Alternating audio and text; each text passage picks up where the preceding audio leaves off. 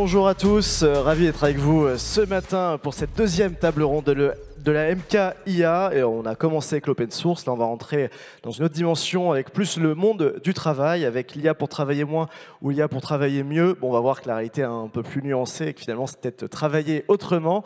Et pour ça évidemment je ne suis pas seul, je suis donc avec à ma droite Farid Hacha, CEO de Community, qui utilise l'IA justement pour faciliter le travail des collaborateurs, être en quelque sorte le cerveau des entreprises. Bonjour Faria. Bonjour, bonjour à toutes et à tous. À ses côtés, nous avons Yann Lechel, CEO de Probable, qui est plus engagé dans les outils data science open source et qui est aussi l'ancien patron de Scaleway. Bonjour Yann. Bonjour.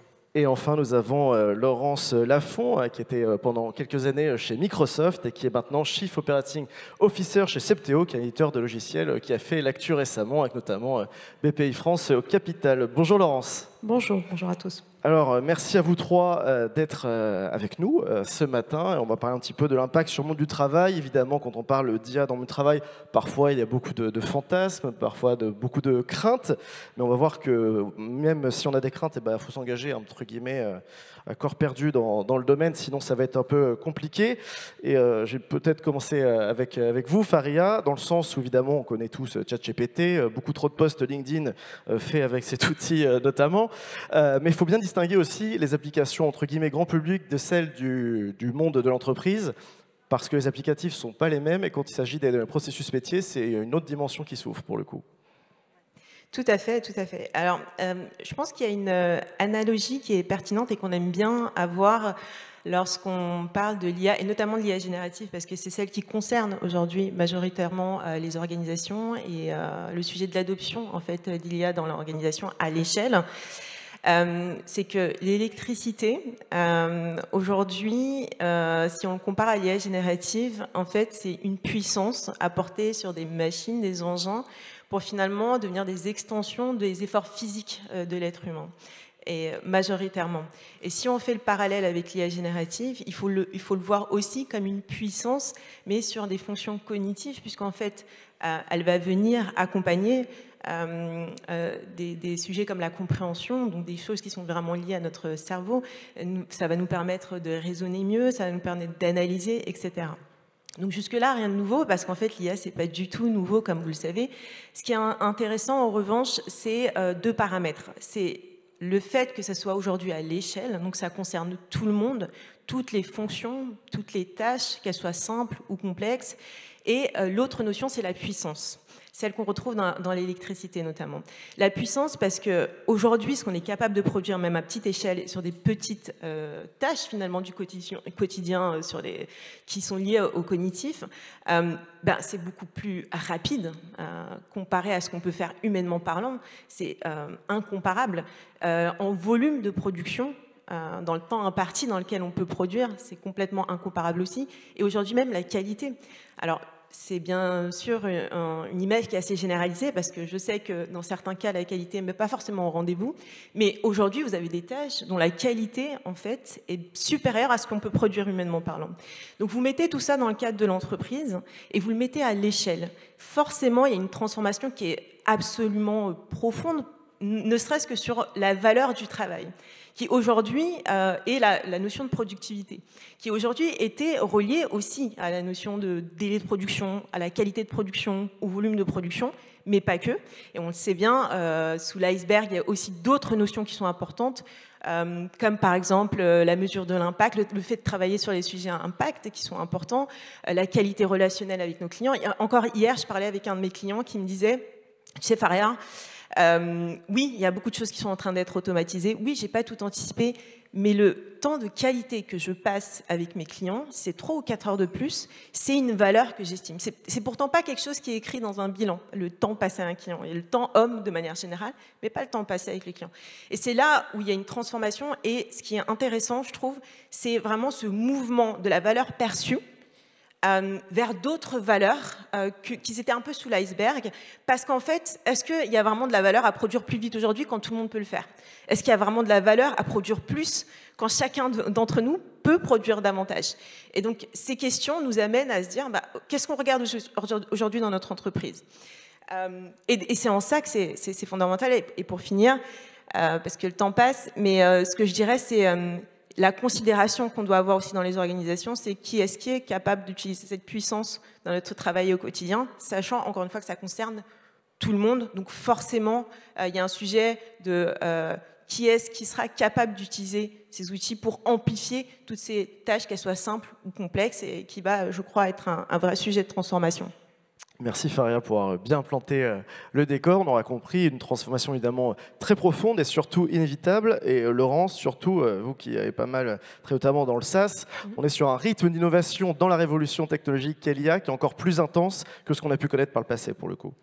Oui, et peut-être quand même prendre 2 minutes de recul, parce que c'est vrai qu'on baigne dans l'IA en ce moment, enfin on ne parle que de cela. C'est compliqué de suivre le rythme, parfois. C'est parfois compliqué de suivre le rythme, tout à fait. Pour autant, ce n'est pas la première révolution technologique à laquelle on est confronté, en tout cas dans laquelle on baigne. Internet, vous le savez, l'avènement du mobile, des applications mobiles. Je veux juste vous replonger 2 minutes dans la période du Covid. Je sais, c'est pas très sympa, mais imaginez-vous le monde du travail à l'ère du Covid, si on n'avait pas eu Internet et les applications mobiles. Voilà. On sait tous qu'on aurait travaillé, mais de manière beaucoup plus dégradée. Il y aurait eu un impact beaucoup plus fort encore sur l'économie, etc. Donc des révolutions technologiques, on en a déjà vécu un certain nombre. On en vit une nouvelle aujourd'hui avec l'IA. La différence fondamentale qu'on voit, c'est l'accélération. C'est vraiment la vitesse à laquelle, effectivement, et Faria l'évoquait, l'intelligence artificielle commence à pénétrer dans le monde des entreprises. C'est aussi bien sûr côté grand public, mais on le voit au niveau du monde du travail. De plus en plus de personnes utilisent l'IA. Qui n'a pas utilisé, alors, soit officiellement, soit en shadow dans les entreprises, des outils d'IA générative. Donc bien sûr, tout le monde commence à regarder comment ces outils peuvent aider au quotidien les organisations. Nous, dans le monde des logiciels métiers, on le voit au niveau du SaaS, on a un impact énorme sur la transformation de ces logiciels métiers, parce que bien sûr, quand on parle de logiciels métiers, on parle de l'accompagnement des tâches au quotidien. L'IA générative qui est là pour automatiser et aider au niveau de ces tâches, bien sûr, il faut l'embarquer dans ces logiciels métiers. C'est un des gros enjeux que nous avons aujourd'hui.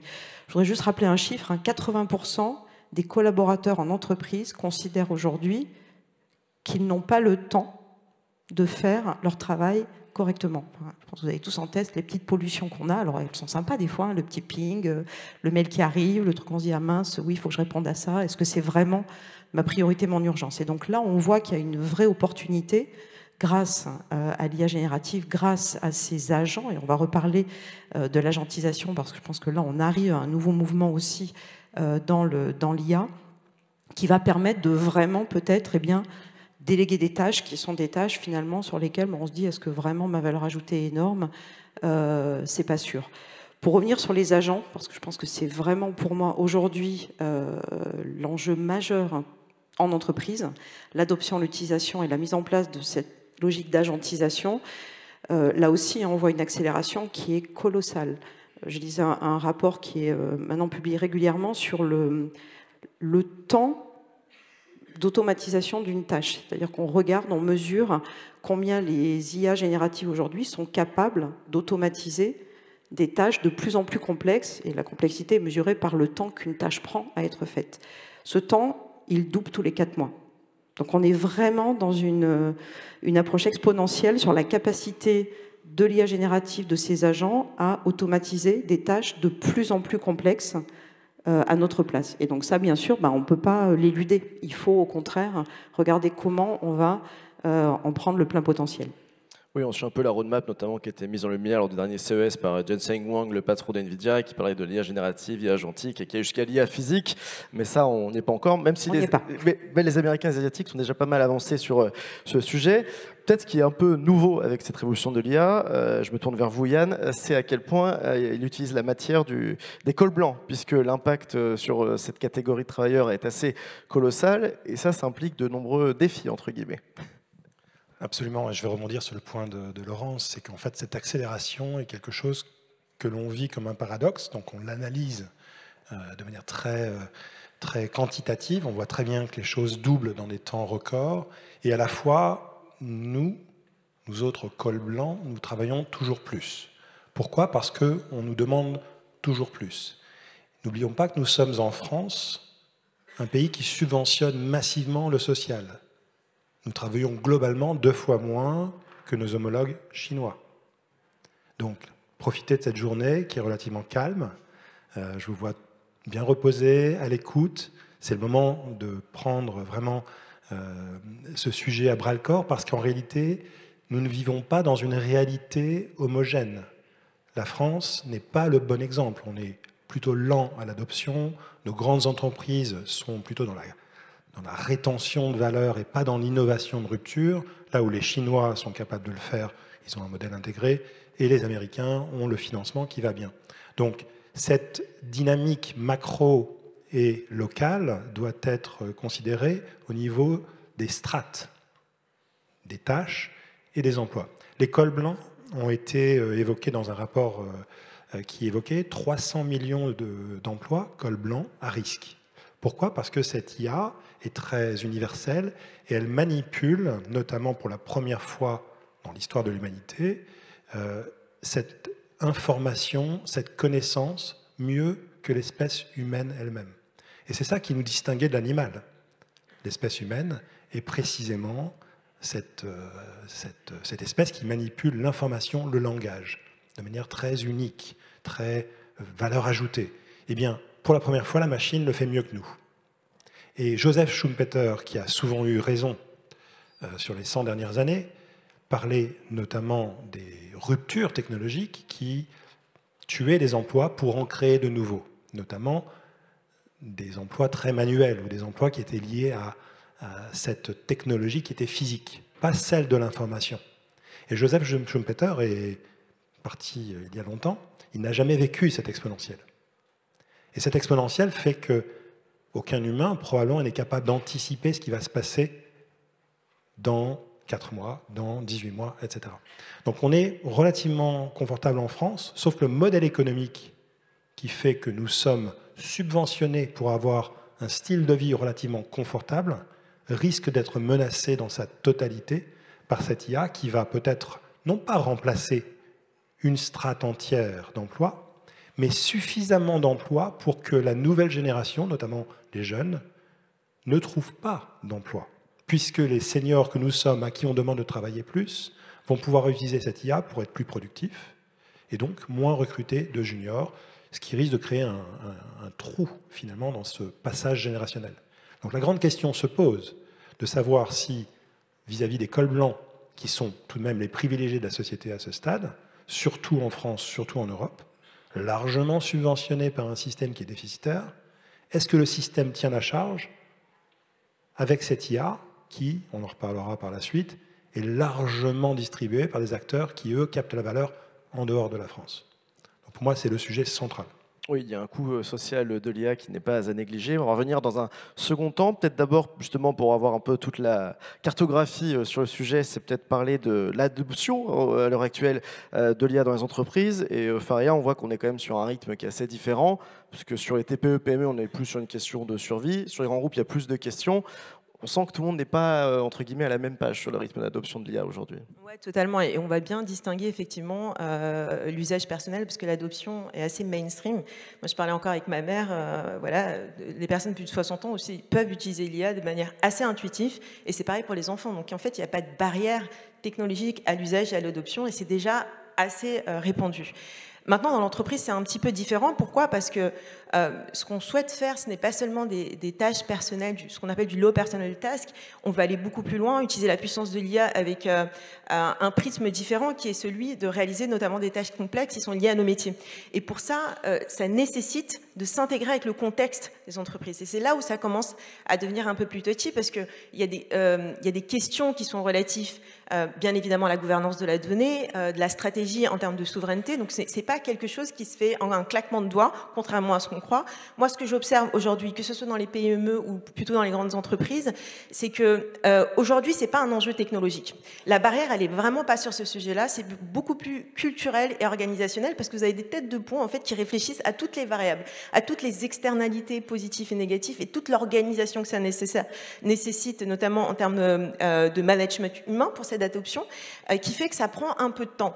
Mais je vais défendre nos PME et nos entreprises françaises. C'est vrai qu'on n'est pas hyper avancé par rapport à certains pays, notamment les États-Unis, mais il y a vraiment une volonté assez dingue. Les entreprises sont très proactives. Maintenant, c'est la question des moyens. Quand vous allez dans des PME, en fait, ce que je vois, c'est qu'elles n'ont pas forcément les moyens des grands groupes, notamment pour former, pour accompagner, pour prendre des décisions, pour mettre en place des dispositifs pour accompagner l'IA. Et c'est là où ça devient peut-être un peu plus lent. Donc il y a un besoin aussi, finalement, des acteurs du terrain, et notamment technologiques, d'être présents sur ces sujets-là d'une manière ou d'une autre. Et c'est là où je pense qu'on a tous un rôle à jouer. Donc je dirais que c'est peut-être par rapport à la France et à la culture qu'on a un stade d'évolution qui est plutôt normal. On est en train de sortir de la phase de l'expérimentation et il y a quand même une volonté très forte de l'adoption et surtout du passage à l'échelle. Et pour l'adoption, on se pose la question des outils. Et malheureusement, les Américains sont souvent un peu trop bien placés sujet. Et là, forcément, je me tourne un peu vers Yann, parce que je connais votre combat pour la souveraineté, notamment à l'époque avec Gaia X et Scalewest, qui était assez tumultueux, pourrait-on dire. Et là, pour le coup, il y a quand même une vraie question, un vrai enjeu de souveraineté qui se pose.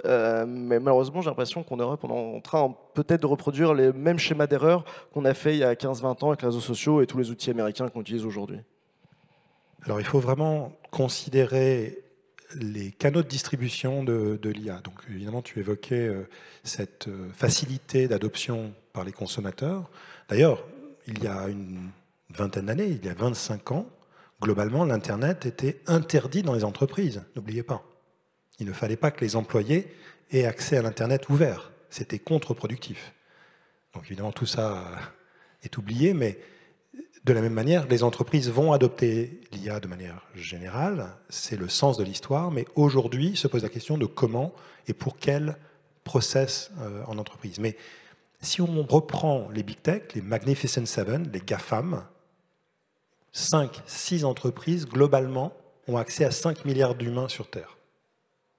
Donc la distribution de l'IA commence par ces entreprises. La première, Microsoft, qui distribue aux entreprises Office et Teams. À partir de là, Microsoft a tout pouvoir pour déployer cette IA sur le haut du panier, c'est-à-dire les interactions communes avec des documents, typiquement Word. La quasi-totalité des interactions sur des documents textuels en entreprise sont sur Word.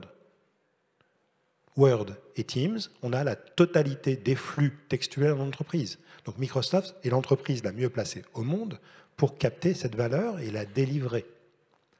La deuxième version de l'adoption, c'est celle qui se verticalise sur les métiers et donc des jeux de données qui sont captés en entreprise. Là, c'est beaucoup plus compliqué parce qu'il y a des problèmes de la gouvernance, sensibilité des données, souveraineté de l'hébergement, etc., etc.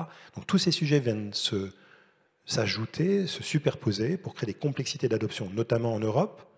Aux États-Unis, ils sont moins complexés sur ces sujets, notamment par rapport à la donnée. Donc en fait, eux vont adopter beaucoup plus vite, nous beaucoup plus lentement. Donc se pose cette dynamique de la souveraineté, 1, de la donnée, souveraineté 2, de l'architecture informatique, et nous n'avons pas, nous, de GAFAM. Donc c'est un véritable danger de se dire qu'il suffit d'adopter cette IA par le haut du panier parce qu'on crée les conditions de servitude.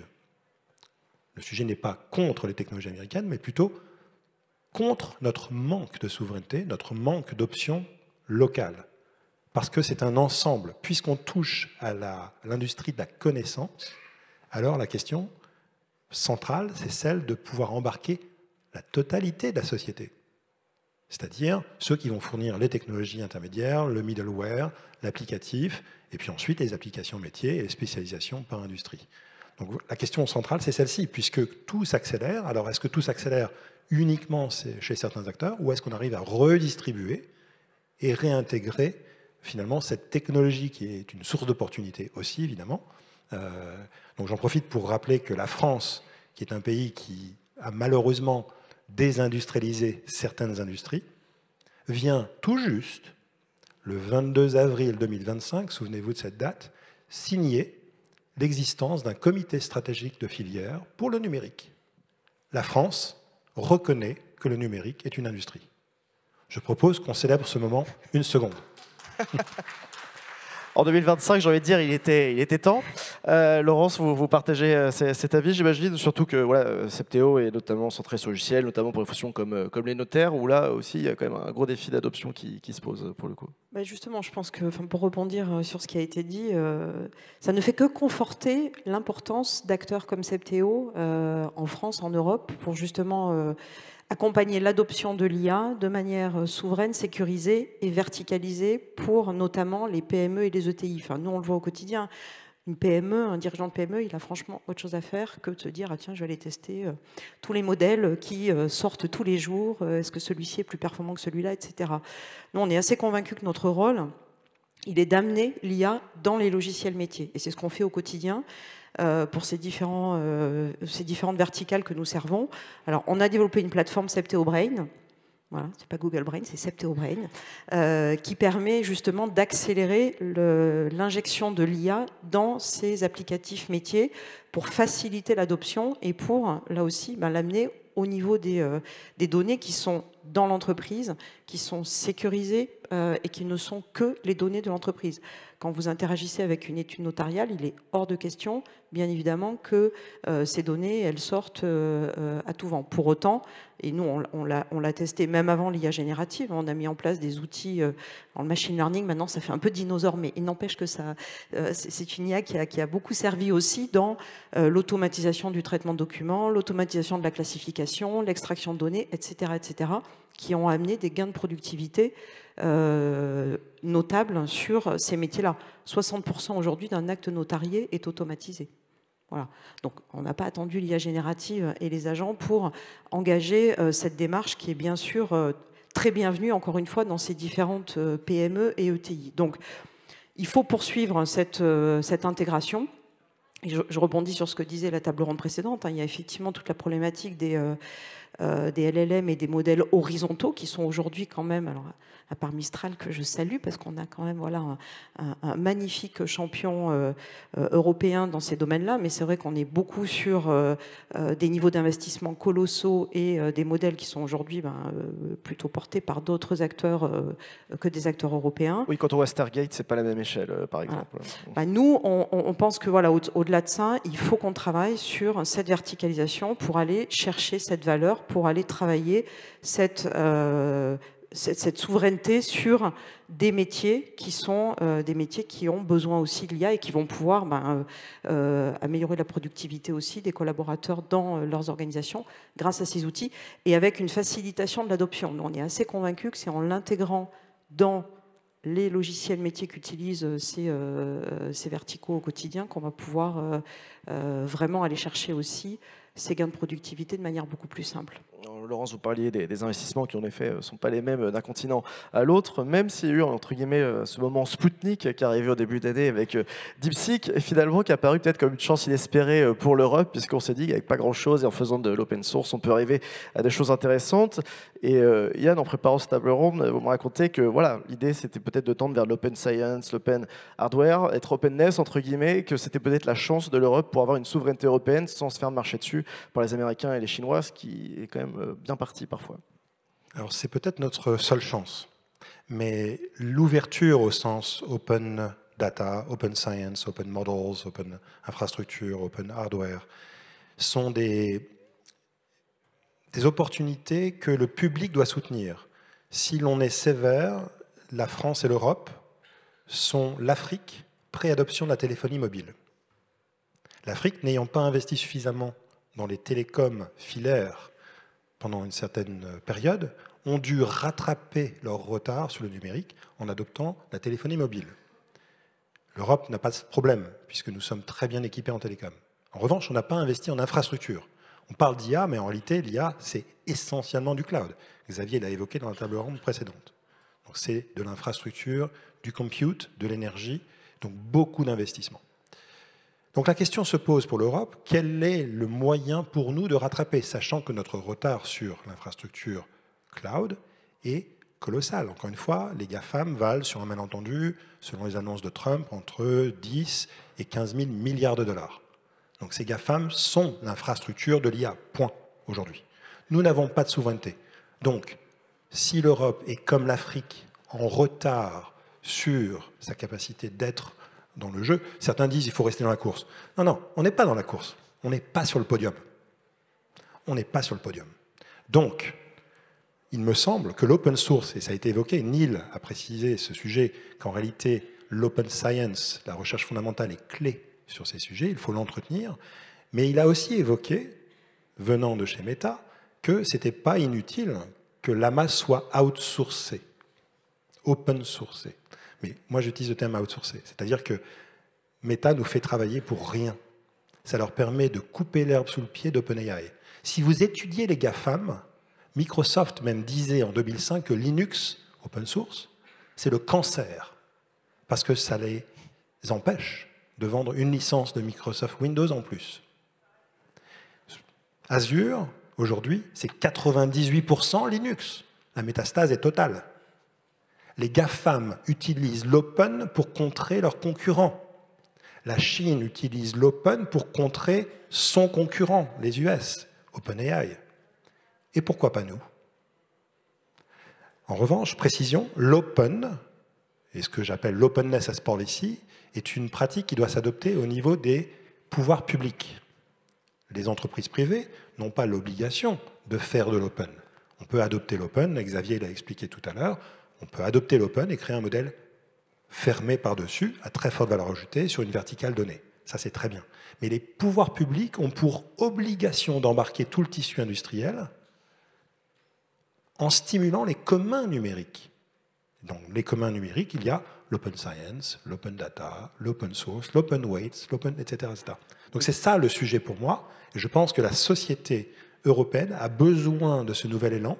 C'est peut-être notre seul espoir. Et quelque part, pour finir sur ce sujet de l'open, plus on est open au niveau d'une société qui donne accès à la connaissance, et plus on se rapproche de nos valeurs fondamentales européennes, qui sont l'Europe des Lumières. On se rapproche de la connaissance. Moins de dogmes, plus de connaissances, plus de science, moins de knowledge as a service, moins de servitude et plus d'accès finalement. Et donc, on embarque tout le monde dans le tissu. On comprend les algorithmes, on sait comment ça fonctionne et on participe au devenir de la société plutôt que de devenir instrumentalisé. C'est le sujet central pour moi. Justement, je rebondis sur l'élan entre guillemets enclenché par les pouvoirs publics, mais est-ce que entre guillemets les pouvoirs publics ne sont pas franchement largués sur la question de l'IA et entre guillemets c'est à vous entre guillemets les entrepreneurs, les entreprises de pallier un peu ce manque de services publics ou de dynamique de pouvoir public et finalement c'est peut-être aux entreprises, Faria, d'embrasser le sujet à bras le corps parce que si on attend le pouvoir public, on risque de se réveiller avec une sacrée gueule de bois peut-être.